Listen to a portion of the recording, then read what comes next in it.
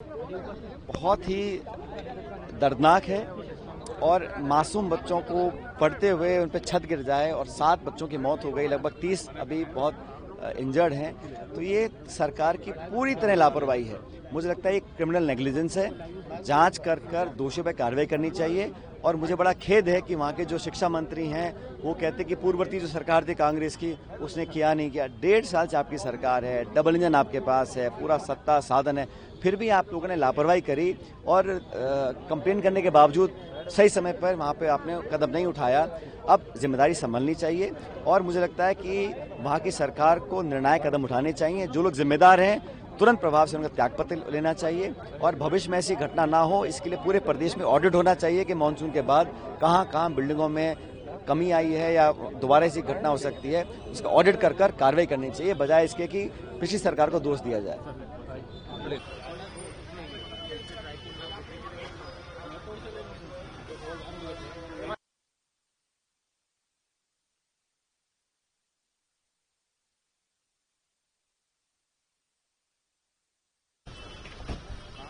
भैया सामने पीछे पीछे। अबे योगेश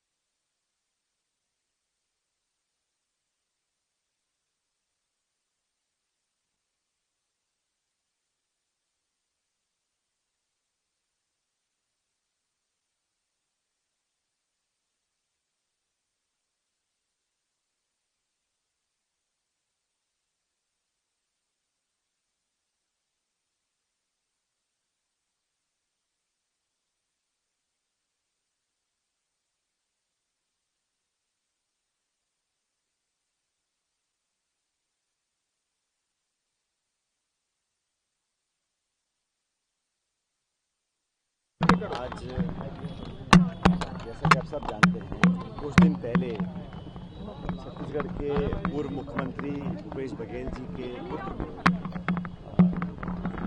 डिटेन किया गया था और आज उनसे मैंने मुलाकात करी है। हम सब लोग नेता प्रतिपक्ष चंद्रदास महंत जी, हमारे दोनों सचिव AICC के, हम मिलने गए थे।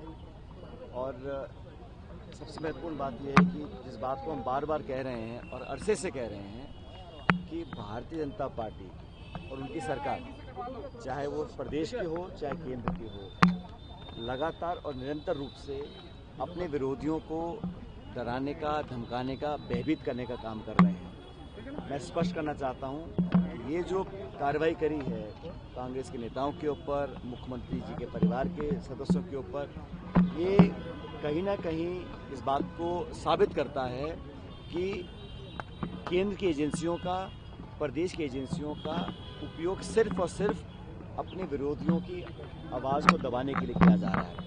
हम सबको पूरा भरोसा न्यायपालिका पर है और प्रोसेस के ऊपर है और जैसा भूपेश बघेल जी ने भी कहा, पूरा सहयोग वो लोग भी करेंगे।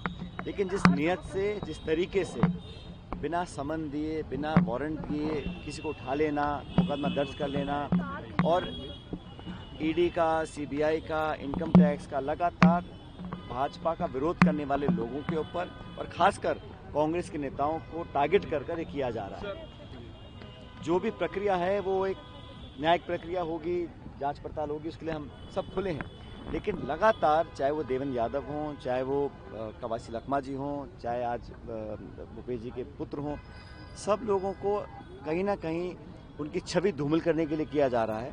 और जब ये लोग ED के माध्यम से सोनिया गांधी जी को, राहुल गांधी जी को, लगातार लोगों को आरोपी, अपराधी साबित करने की नाकाम कोशिश कर रहे हैं, अलग अलग राज्यों में कर रहे हैं और छत्तीसगढ़ में तो बिल्कुल साबित हो चुका है कि हर मोड़ पर एजेंसीज को उपयोग कर ये मुद्दों से बात को भटकाना चाहते हैं।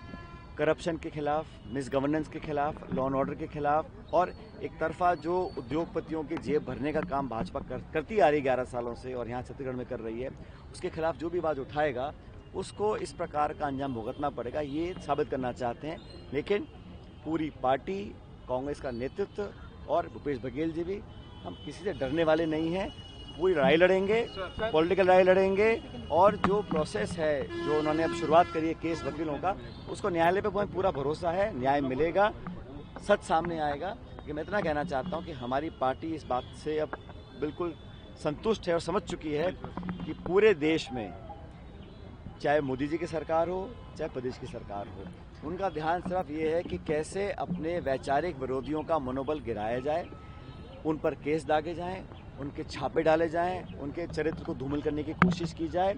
और ऐसा पिछले 10 सालों में भाजपा के किसी नेता के ऊपर, एनडीए के किसी नेता के ऊपर कोई कार्रवाई, कोई छापा, कोई पूछताछ आज तक करी नहीं। सिर्फ अपने विरोधियों को भ्रष्ट साबित करने की कोशिश कर रहे हैं और हम लोग इसका संघर्ष पूरी तरह जारी रखेंगे। आज मैं लोगों से मिला हूँ, भूपेश जी के पुत्र से मिला हूँ, कवासी लखमा जी भी वहाँ थे और हमने उनको कहा कि आप अपनी कार्रवाई करते रहें। पॉलिटिकली जो हमारा विरोध सरकार से है, व्यक्तिगत किसी से नहीं है, लेकिन जो लचर स्थिति प्रदेश में बनी हुई है, जंगल काटे जा रहे हैं, उद्योगपतियों की जेब भरने का काम ये सरकार कर रही है और सारी परंपराएं, मर्यादाएं, कानून को ताक पे रखकर किया जा रहा है, उसका विरोध हम करते रहेंगे। सर बीजेपी लेकिन कह रही है कि भूपेश बघेल के बेटे तो कुछ है नहीं, इसके बावजूद जो कांग्रेस क्यों सामने आ रही है इतना?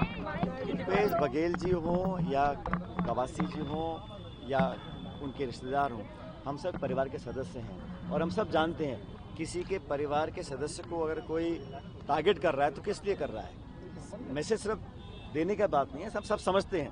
लेकिन ये अगर कांग्रेस का जो नेतृत्व है, चाहे वो दिल्ली में हो चाहे छत्तीसगढ़ में हो, उनको टारगेट करने की कोशिश की जा रही है और ये आक्रमण और ये जो कार्रवाई करी है, ये इनके पुत्र को देखकर नहीं करी है, ये तो उनको टारगेट करने की कोशिश की जा रही है। और कांग्रेस के तमाम नेताओं को ये संदेश देने की कोशिश कर रहे हैं कि आप अगर आवाज बुलंद करोगे, आपका भी अंजाम यही होगा।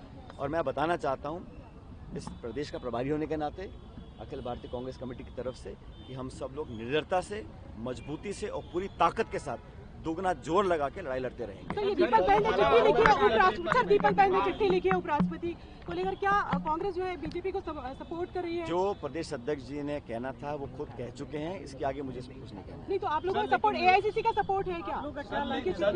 उनके बयान से ऐसा लग रहा है कि कांग्रेस जो है बैकफुट पे, कोई बैकफुट फ्रंटफुट की बात नहीं है। उन्होंने उसके बाद क्लैरिफिकेशन दिया, उन्होंने किस सोच के साथ और किस सोच के साथ उन्होंने कहा था, वो पूरा उनका आप स्टेटमेंट देख लिया, आप समझ जाए। मैंने कहा जो कुछ भी दीपक बैज जी ने कहा अपनी चिट्ठी के बारे में, वो स्वतः ही स्पष्ट है, उनके वीडियो में देख लीजिए। सर आपकी जेल मुलाकात को लेकर बीजेपी सवाल उठा रही, जेल मुलाकात को लेकर बीजेपी के विधायक ने कहा है कि जिस तरह से प्रदेश प्रभारी चिंता कर रहे हैं, उन्हें परिवारवाद की चिंता है, कांग्रेस की। सर आप भी सम्मिलित, कांग्रेस का हर एक कार्यकर्ता, कांग्रेस का समर्थक हमारे परिवार का हिस्सा है। किसी पर आंच आएगी तो पूरा परिवार साथ खड़ा दिखेगा। भागीदारी है, ऐसा आपके ऊपर भी आरोप लगा रहे, बोलते हैं कि सचिन पायलट की भी भागीदारी है सर आपको घोटाले में, इस तरीके के बयान आ रहे हैं। सर आदिवासी और ओबीसी टारगेट पे, सर आदिवासी और ओबीसी टारगेट पे बोलने दो। कल जो सम्मेलन हुआ नई दिल्ली में, आपने देखा होगा, मैं समझता हूँ एक निर्णायक और एक बहुत ऐतिहासिक सम्मेलन था।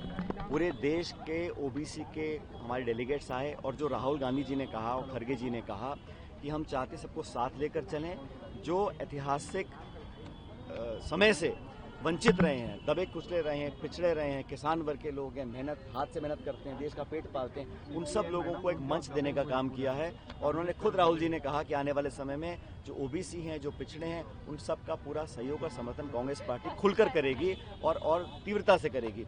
मैं समझता हूँ बहुत ही स्वागत योग्य स्टेटमेंट है। और खड़गे जी ने जो कहा उसको आपने सुना होगा, वो एक दलित समाज से आते हैं और 60 साल की राजनीति कर अपने श्रम और ताकत के बल पर आज कांग्रेस के अध्यक्ष बने हैं।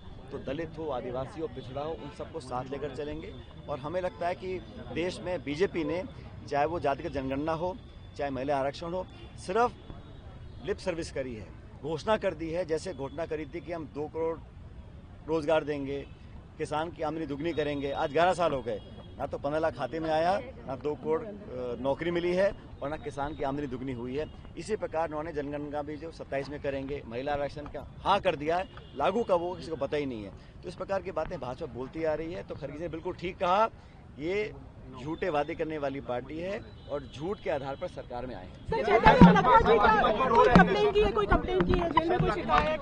उनका थोड़ा लखवासी जी का थोड़ा स्वास्थ्य, आप तो थे नहीं अंदर। नहीं सर, ऐसी बात सामने आती सर। वो अभी विक्रम मंडावी पिछले दिनों गए थे, कांग्रेस के नेता, और कुछ दूसरे उसके मैं मिला उनसे, अच्छा, वो बताइए कि बिल्कुल आपसे ठीक क्या है, बातें की, उनके क्या? हौसले बुलंद हैं, वो संघर्ष के लिए पूरी तैयार हैं। उनका थोड़ा स्वास्थ्य खराब रहता है, इस पर मैंने अधिकारियों से बोला है, क्योंकि उम्र भी है, उनको थोड़ी शुगर ब्लड प्रेशर की बीमारी रहती है, तो उनका थोड़ा ध्यान रखें ताकि उनको असुविधा ना हो।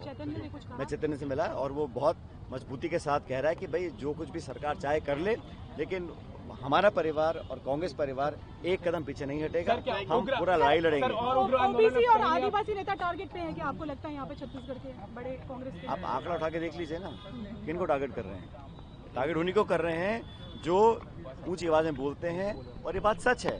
चाहे लखमा जी हों, चाहे देवेंद्र हो, चाहे आज बघेल जी का परिवार हो, जानबूझ के दलित पिछड़े आदिवासियों को कहीं ना कहीं वो सहम जाएं और इतनी हिम्मत ना करें कि भाजपा के सामने जोर से बोल सकें। ये कोशिश बीजेपी कर रही है।